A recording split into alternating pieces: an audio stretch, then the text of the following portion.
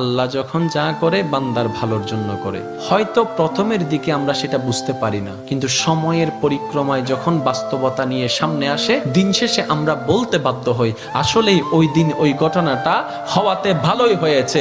আল্লাহ কখনো বান্দার ক্ষতি চাই না। আল্লাহ যদি ক্ষতি চাইতেন সকালের নামাজ না পড়ার কারণে কান্না করে দিতে পারতেন, যদি আল্লাহ ক্ষতি চাইতেন দুপুরে নামাজ না পড়ার কারণে ল্যাংড়া করে দিতে পারতেন। আল্লাহ সেটা চান না। আল্লাহ চাই বান্দার সব সময় ভালো। আর মা তো দেখেন জন্ম দেওয়ার কারণে সন্তানের তো অপরাধ করার পরও মা সন্তানের প্রতি কতই ভালোবাসা, কতই মায়া, বাবার কাছ থেকে সন্তানের পিঠকে বাঁচাই ফেলছে, এরকম হাজারো মা আছে ওই মায়ের জন্য। কিন্তু আল্লাহ পাক রব্বুল আলামিন বান্দার উপর কতটুকু ভালোবাসে দিয়েছেন সেটা আমরা বান্দারা বুঝতে পারি নাই বলে শয়তানের ফাঁদে বারবার পা দিয়ে আটকাই যাচ্ছি। মনে রাখবেন, মনের মধ্যে কথাটা বসাই ফেলবেন, আল্লাহ যখন যা করে বান্দার ভালোর জন্যই করে। একদিন না একদিন সেই ভালোটা আপনার বিবেকে এবং মনে প্রমাণ হয়ে সামনে চলে আসবে। আমি বুঝাতে চাচ্ছি আমাদের সাথে সবচেয়ে কানেকশন কার বেশি ভালো থাকতে হবে? বান্দা হিসেবে আল্লাহর, উম্মত হিসেবে নবী রাহমাতুল লিল আলামিনের সুন্নাহ। এখানের ভিতর যে কেউ চাইলে জীবন সাজাই ফেলতে পারবে। আমি বলছি যে কেউ, anybody, you can do it, not impossible. Because impossible শব্দটাকে যদি একদম ভালো করে গভীরভাবে দেখেন, সেখানের ভিতর আপনি আশ্চর্যভাবে একটা জিনিস দেখবেন।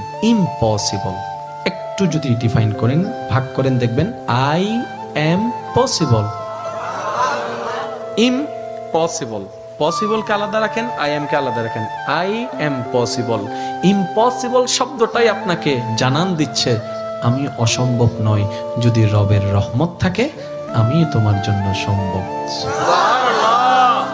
বিদেশে যাওয়ার আগে আপনার এলাকায় দেখেন টিকিট চলে আসছে, ভিসা চলে আসছে, টিকিটের টাকা নেই। অনেক ছিল, কেমনে কেমনে টাকার ব্যবস্থা হয়েছে, সে বিদেশ চলে গিয়েছে। এখানে অনেক ব্যবসায়ী আছে, ব্যবসা শুরু করার সময় সেই পরিমাণ টাকা ছিল না, কেমনে কেমনে ব্যবসা শুরু হয়েছে। দেখ কেমনে কেমনে, রব বলে এটা কেমনে কেমনে নয়, একটু আমার দিকে তাকা, এমনে এমনে এমনে এমনে এমনে এমনে।